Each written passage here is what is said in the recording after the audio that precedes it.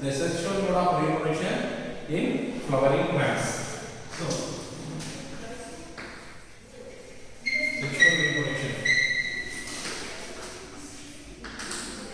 in plants.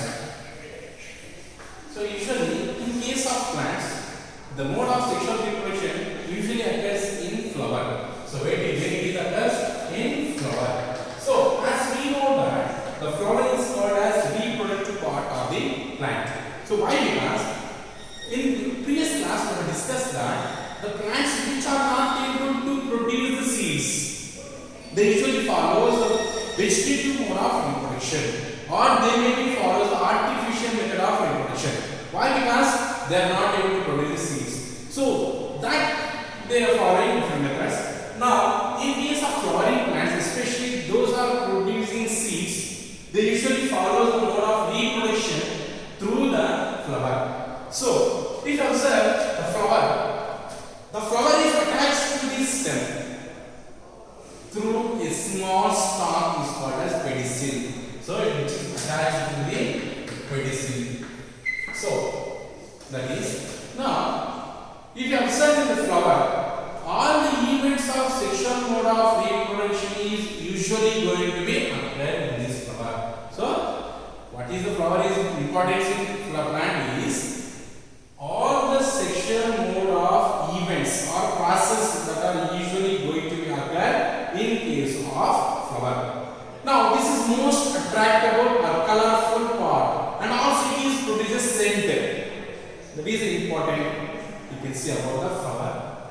So, in general, the flower consisting of mainly 4 different parts are there. So, how many parts are present in the flower? 4 parts are present. So, based on number of parts which usually present in the flower, whether it is consisting of 2 flower parts, or 3 parts, or 4 parts, based on number of floral parts which are arranged in different layers. Each layer of the flower is called as whorl. So, each layer, arrangement layer of the flower is called as whorl. So, total how many whorls are present? 4 whorls are present. So, if the flower consisting of all 4 whorls are present, if the flower consisting of 4 whorls, and that is called as complete flower. What it is called? Complete flower. So, what is complete flower means? A flower generally consisting of 4 whorls. That is called as complete flower. We will take hibiscus. Hibiscus, mustard, they are usually consisting of 4 parts, and they are called as complete flowers. And next, if any flower they do not consisting of all floral parts, that is either male present or female present, whether 2 parts present, 3 parts present, or 4 parts present, based on that. So here, if it is consisting of less than 4 whorls, that is called incomplete flower. What it is called? Incomplete flower. So, what is complete flower? Incomplete flower means a flower which consisting of 4 whorls, that is called as complete flower. Hibiscus, and also we take mustard seeds. And next, a flower which consisting of less than 4 whorls, that is called as incomplete flower. We can take watermelon, papaya, cucumber. These are the examples of incomplete flower. Now, based on usually, if you take the sexual parts are present either in the same organism or maybe present in different organism. For example, human beings if you take or animals if you take, they carries only one reproductive part. If male means the male carrying male reproductive part. If it is female, the female consisting female reproductive part is present. But here in case of plants, some plants or some flowers they carries only one reproductive part, or if maybe also carries 2 reproductive part. That is based on number of 8 of the reproductive parts present. The flower again classified into 2 types. So what are the 2 types of flower is bisexual flower and unisexual flower. So bisexual flower.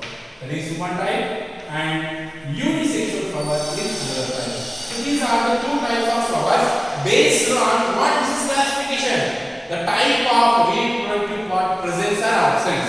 So, if the flower consisting of both the male and female reproductive part, both are present here. So, what are the both? Both the male as well as female, both are present. Both are present. That is called as bisexual flower. We can take the same hibiscus mustard, but because they are complete flower, this is also we can take as complete flowers example. Unisexual flower, uni means single. They may be consisting of either male reproductive part or may be consisting of female reproductive part. That is either male present or female present, but both are not present. Both reproductive parts are not present. So the flower which consisting of both male and female reproductive part is called as bisexual flower, whereas a flower consisting of either male or female reproductive part is called as unisexual flower. So this is what you can see the classification of flowers based on number of floral parts and based on type of reproductive part present in them. This is what you can see the type of flower. Now let us see the structure, longitudinal section of the flower. Very important diagrammatic representation. So a typical flower means if you take a longitudinal section of the flower, so how it is appearing. So as you have seen that the flower consisting of a base and which is attached to the pedicel, and on the base of the flower you can see another tube-like structure is growing and which carries a semi bulb-like structure, and on either side of this structure you can see small filamentous structures are present which carry anthers, and this is called as stigma, and this is called as filament. Now these all are enclosed.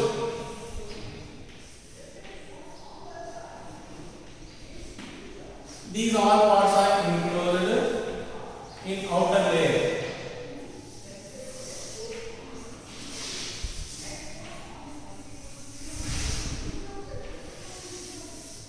So they are enclosed.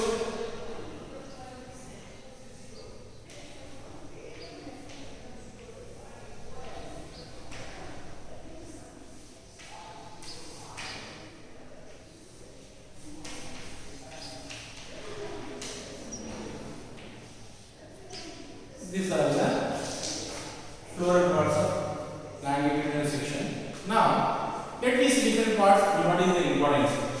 So this is what we have seen, the flowering attached to a stalk which is called as pedicel, and there we have seen the swelling-like structure which is present here is called as the thalamus, and on the thalamus we have seen this structure. So this is outermost layer of the flower is called as a calyx, and next second whorl is called as corolla, and third whorl is called as androecium,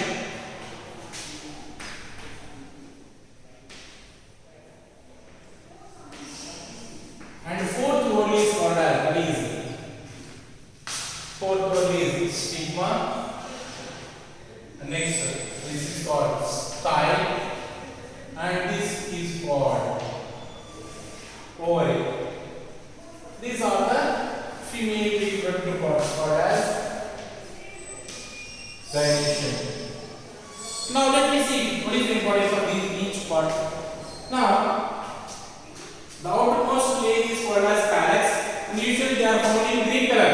Calyx is found in green color, and individual part of the calyx is called as sepals. Individual part of the calyx is called as sepal. So what is the use of the sepals? So sepals helps in protection of the flower at bud stage. In general, if you take hibiscus or if you take rose, so before they start blooming, it appears completely in green color. That green color outer layer is called as calyx, and which is usually protecting the flower not to cause damage any other parts of the flower. That is the importance of the calyx. Next, another part is corolla. corolla. So second word is corolla, and this is the most colorful and most attractive part of the flower. So if you take the corolla, the individual part of the corolla is called as petals. Individual part is called as petal. Now, what is the use of these petals? They used to attract the insects, and we used to, if you go to the garden, by seeing different colors on the flower, we used to go nearby because of its appearance due to the presence of colorful petals. That is the most important part, and then allows to attract the insects to carry out pollination. That is the important function of the corolla. And generally, basically, the calyx and corolla, they are not participating in a key role. They are not playing any key role in sexual mode of reproduction in flower. They usually fall off after the process of reproduction. But in some flowers, in case of some vegetables, we have seen a green color attachment, especially if you take brinjal. We have seen a green color which is used to cut and throw it out. That is, this is green color. What it is called? That is calyx, which is still protecting. That is, it helps to hold the brinjal. We have seen the tomato also, and mirchi also we have seen. So some of them they are used to carry out until they going to destroy. That is the calyx also playing a key role. So next, another important part of the flower is androecium. So androecium is called as male reproductive part, and which is consisting of anther and filament. So anther is actually the male reproductive part, and which produces powdery substance. What it produces? Powdery substance. What it is called? Pollen grain. So pollen grains are produced by the anther. So this anther which is producing pollen grains, they produce male gametes. That is, male reproductive cells are produced from the pollen grains, male gametes. And usually these male gametes involved in the fertilization process, which will form as a zygote, and remaining process will occur. That is the importance of the androecium. And fourth word, that is gynoecium, and which is called as female reproductive part. What it is called? Female reproductive part. And what is the use of these? And what are the parts are present? It consisting of mainly three parts. What are that? It is called as stigma, and which is connected to a tube-like structure is called as style, and which is connected to a bulb-like structure, another one is called as ovary. These are three parts: stigma, style, and ovary. So stigma, what is the use of the stigma? So stigma usually receives the pollen grains from the anther. It receives or collects the pollen grains from the anther to carry out the pollination and also fertilization. That is stigma function. Next style is forming a connection between stigma and the ovary. That is the importance. And ovary, this is actually female reproductive part. So which consisting of ovules. Ovary consisting of ovules. Each ovule consisting of female gametes. Consisting of female gametes. Now these female gametes usually when the pollen grain transfer to the anther to the stigma. Now this stigma allows to growing of pollen tube, and this pollen tube carries the male gametes. These male gametes reaches to the ovary. After reaching to the ovary, they fuses with female gametes and it forms as zygote. That is what we can see that importance of the male and female reproductive parts of the flower, which are playing a key role to carry out sexual mode of reproduction in case of flowering plants. This is what the line between section of the flower. So the second will be what? So in case of plants, flowering is playing a key role in the mode of sexual reproduction, which is attached to the stem to a stalk is called as pedicel. This pedicel is connected to the base of the flower is called as thalamus. Now this thalamus is acting like a base material for other floral parts, which are arranged in 4 layers. So based on number floral whorl or flower parts. The flower can be classified into two types. That is complete flower and incomplete flower. Complete means which consisting of 4 floral parts. That is complete flower. Incomplete means which consisting of less than 4. That is incomplete flower. Next, bisexual, based on sexual part. Based on sexual parts. Bisexual flower, unisexual. Bi means 2. Uni means single. So, which consisting of both male and female. That is the bisexual flower. Which consisting of either male or female. That is unisexual flower. Now, we are going to discuss the longitudinal section of the bisexual flower. So, if you take a typical bisexual flower longitudinal section, usually consisting of these are the different parts. Now, this is pedicel which is attached to the base, and outermost layer of the flower is called as calyx. Usually they are green in color, and they help in holding of all the floral parts at bud stage. That is important. And next, the second whorl is called as a corolla, and individual part is petal, and these are colorful parts, allows to attract insects and other animals to carry out pollination. Next, third whorl of the flower is called as androecium. So this androecium consisting of mainly two parts, anther and filament. So anther is mainly called as male reproductive part, and which is producing the powdery substance called as pollen grains.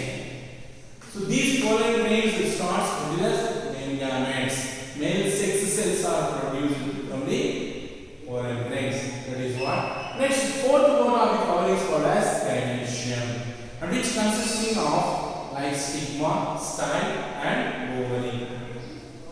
So, what is the reason of the stigma? The stigma receives the pollen from the anther to carry out the fertilization. That is important.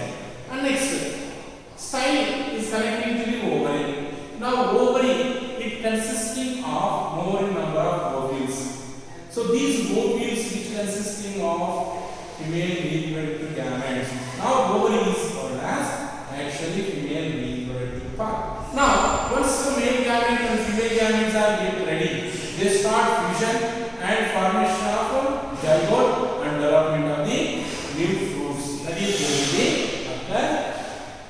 after the pollination is event occurring. So this is what the longitudinal section of the flower. Next class we will discuss about what are the events occur before fertilization, during fertilization, after fertilization. So 3 events are there that we will discuss in next class.